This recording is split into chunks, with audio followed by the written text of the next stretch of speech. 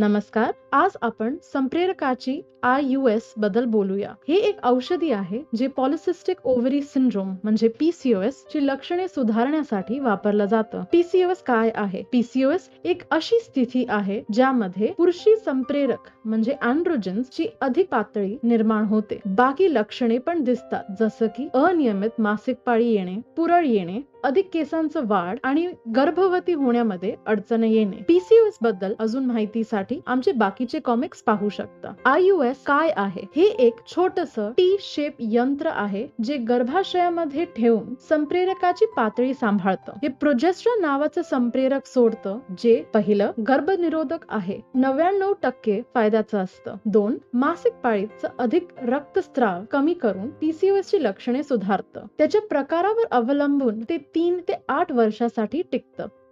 IUS progesterone नावाचं संप्रेरक सोडतं, जे शुक्राणू रोखण्यासाठी गर्भाशयातील मुखातील श्लेष्मा जाड करतं. गर्भाशयाचे आतली आवरण पातळ करतं, ज्यामुळे कर्करोगाचा धोका कमी होतो. काही लोकांमध्ये ओव्ह्युलेशन पण थांबवू शकतं. PCOS साठी IUS असे फायद्याचं आहे. पहिलं, संप्रेरकाची पातळी स्थिर करतं. 2. अधिक किंवा त्रासदायक मासिक पाळी सांभाळतं. 3. अनियमित रक्तस्राव कमी होतो. आधी थोडं स्पॉटिंग होऊ शकतं. कालांतराने मासिक पाळीही थांबवू शकतं.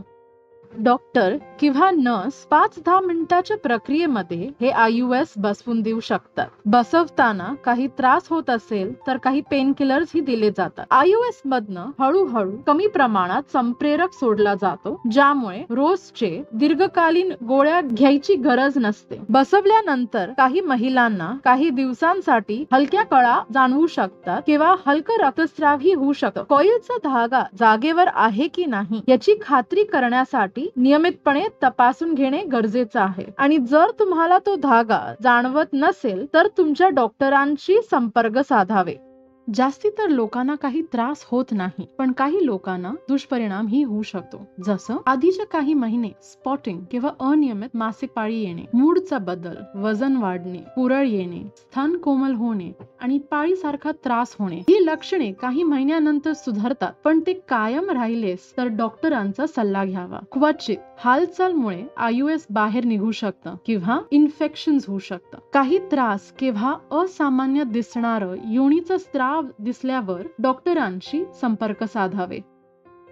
IUS सगळ्यांसाठी योग्य नसतं, खास कर जेव्हा ते व्यक्ती गर्भवती आहे. गर्भशैलीतील काही आजार जसं फायब्रॉइड्स किंवा इन्फेक्शन्सचा धोका आहे. स्तन किंवा गर्भाशयातल्या कर्करोगांचा इतिहास असतो. डॉक्टर सुरक्षितता कशी दाखवतात? पहिलं, आधीपासून इन्फेक्शनची जांच करून. दुसरं, अल्ट्रासाऊंडची मदत घेऊन ते व्यवस्थित बसलं आहे की नाही ती जांच करून. आम्हाला आशा आहे की ह्या कॉमिक्स कडनं तुम्हाला IUS काय आहे आणि ते PCOS ची लक्षणे सांभाळण्यासाठी कसं मदत करतं हे कळलं असेल. हे एक सुरक्षित, फायद्याचं आणि दीर्घकालीन गर्भनिरोधक आहे जे PCOS ची लक्षणे सांभाळतं. पहिलं, संप्रेरकाची पातळी स्थिर करून. दुसरं, अधिक रक्तस्राव असलेले मासिक पाळी आटोक्यात घेऊन लक्षणे कमी करणं. आपल्याकडे काही प्रश्न असले तर कृपया आपल्या डॉक्टरांचा संपर्क साधावा. बघण्यासाठी धन्यवाद.